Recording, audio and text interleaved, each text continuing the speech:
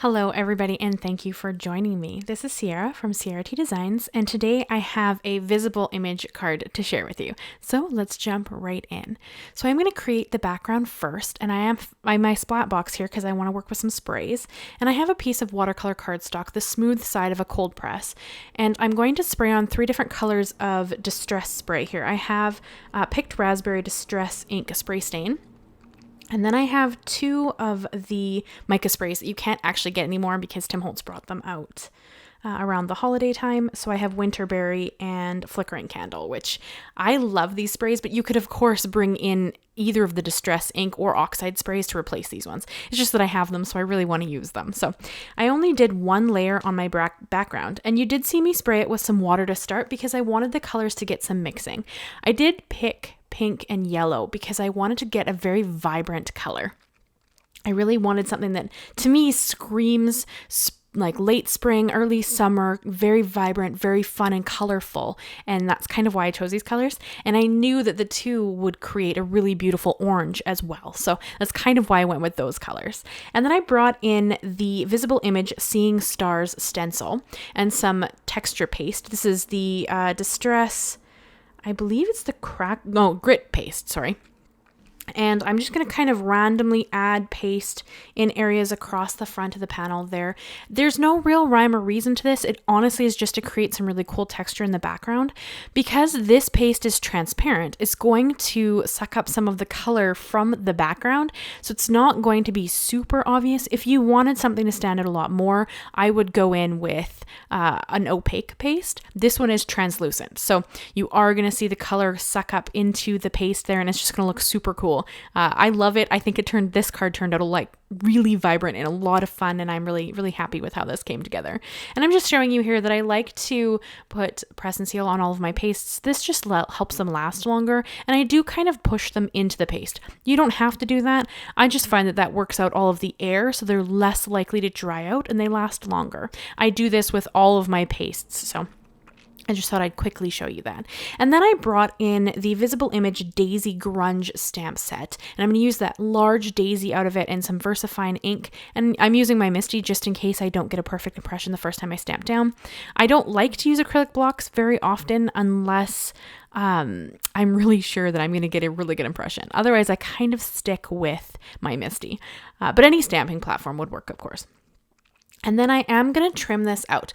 I don't mind fussy cutting. It doesn't bother me. I find it really easy. And I also always leave myself a white border around whatever image I'm fussy cutting out. I love that look.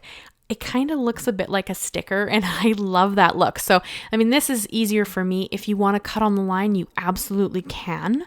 There is no matching die for this currently, but who knows? You never know in the future. Maybe there will be, which would be really exciting. But I don't have any issues just trimming it out. And I always hold the scissors in my dominant hand, and then I turn the cardstock with my non-dominant hand. So in this case, my dominant hand is the right hand, which is why the scissors are in that hand.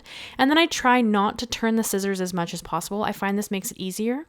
So if you turn the cardstock and not the scissors, you get a more smooth cut. So that's just kind of a little bit of a fussy cutting tip in case you needed to know. But I love fussy cutting. I think that it's just a really great way to get a lot more use out of your stamps. So, and I really wanted to keep this daisy kind of just as is.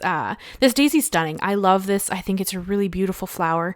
And I originally was going to leave it completely alone. I wasn't going to touch it. And then because I'm a little extra, I had to bring in a gray marker just to add a little bit of shadowing and shading and some layering. So had I thought about that in the beginning, I would have stamped it out in a Copic safe ink. But Versamark is not, or Versafine, sorry. Versafine Onyx Black ink is not Copic safe. It is water safe. So with that, I brought in a TomBow marker, which is a water-based marker in a gray. This is number 52. And I just went over the petals where I thought there might be a shadow. So any petal that's sitting on top of a petal, any petal that's kind of, behind anything, that kind of thing. And then I added a little bit extra for fun anywhere I thought that it would look really good. This is, of course, going to be a very subtle touch, which is the point. But I like how it turned out. This is honestly just to add a little more depth. This image is already stunning by itself. It's the focal. I'm going to do a super vibrant background and then this white and black flower. And I think that it turns out stunning. and the flower pulls your eye. But I really wanted to add a little bit of a gray accent to it and give it a little more shadow.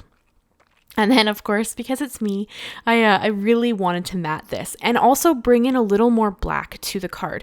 Currently, the only dark on this is the flower. And though that's stunning, I do like to kind of have a composition that uses colors in more places than one. And you will have seen that, of course, from the starting image. But I do tend to bring in my colors in several areas. So here I'm trimming down the panel, and I did trim the panel to be about 1/4 of an inch smaller than my A2 base, and then the matte is about 1/8 of an inch smaller than the A2 base. So you get a very thin layering from all of the layers there, and I just think it looks really neat. And then to bring in a little extra texture and a little more black to the design, I brought in the Visible Image Creative Chaos stamp set, which has these really neat texture stamps, and I thought that they were really cool. You could, of course, use some acrylic blocks, but I didn't want perfect stamping for this. I wanted it to be very random. And I am going to once again use that Versafine Onyx black ink to just stamp out that color because it will match my flower. And this is just to add some visual texture and some interest into the background. And I'm stamping over top of my paste. I'm stamping along the edges. I'm just kind of adding it wherever I think it'll look good. And then I do bring in one more stamp from that Creative Chaos stamp set. This is the one that's kind of it's got 45 on it. And I just thought that was really neat. And I kind of tuck that in behind my flower just to add a little bit extra texture and interest once again. Actually, it might be 42. I can't remember. It's 45 or 42. It's an awesome stamp set regardless. And everything I use will be linked and listed down below if you're ever interested in what I'm using, or leave me a question. I'm more than happy to answer any comments that you have. So make sure you leave them for me. And then for my sentiment, I brought in the Visible Image Go-To Words stamp set. And it's this beautiful scripty fonted sentiments. And I love doing kind of a grunge look with something that's very delicate and fancy, and this stamp set hits that perfectly. So I did white heat emboss it on a piece of heavyweight vellum, just because I didn't want to cover up any more of the background, and I didn't want to bring in any more, I didn't want to bring in another piece of white cardstock. I didn't want it to compete with my daisy. So this just kind of is there. You can see it. It's a sentiment, but it's not going to pull your focus from the bright daisy. So that's kind of my reasoning for that. And then I do like to kind of fold the vellum around my panel. I find this helps me from keeping the vellum from cracking. I have had cracking issues in the past with vellum if I score it, so I don't like to use a scoring tool for this. I just gently bend the vellum around the panel or whatever I'm trying to put it on. And then I secure it in behind with, in this case, this is half-inch scor-tape. So that's just kind of a tip from me. If you have issues with cracking on vellum, don't use a scoring tool. Very gently just kind of bend them around whatever you're trying to adhere it to or attach it to, and secure it with something that's a very, very strong adhesive. So I like a scor-tape for this. It's my preferred. You could use liquid glue if that was something you wanted to use. I do find though, if you're not careful, it'll shift, and I don't want this to be cockeyed. I want it to be straight. So I find that the scor-tape just makes it a little bit easier. And then I brought in my Barely Art glue, and I'm just going to adhere my daisy on top. I originally thought I would adhere it down with some foam tape, but in the end I decided to just flatten. It's just going to be flat. I think that there's a lot already kind of going on in this card, and the dimension's not super necessary because we're already going to have layers based on the panels. So I kind of opted not to do that, but you absolutely could. It would add a little bit extra for sure. But I chose in the end not to add any more dimension to this card. And I'm just going to adhere my layers down together. And you can kind of see in my base there that I did take those pieces that were cut off of my panel and adhered them in the inside. I think that they're stunning and vibrant. And you guys know how I feel about vibrant colors if you've been at my channel for a minute. I'm very, very drawn to vibrant colors. That's kind of my preferred color palette. I do kind of deviate every once in a while and try out different color palettes, but I always come back.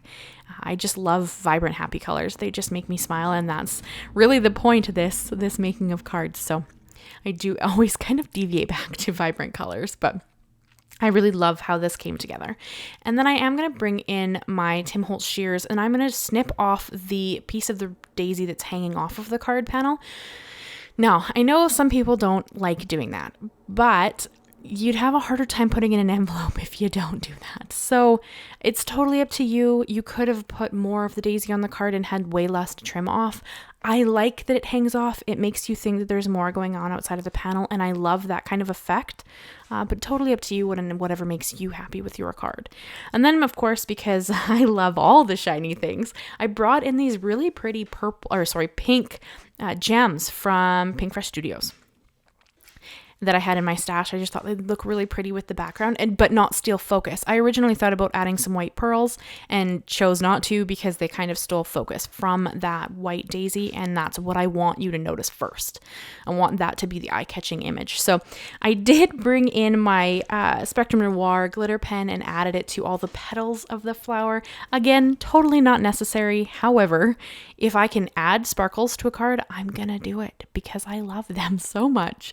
So I'm gonna hold it up here so you can check it out. I hope you enjoyed how this card came together. I'd love to know what you think. If you'd leave me a comment, leave me a like, and consider subscribing if you haven't already. I do new videos every Monday and Thursday.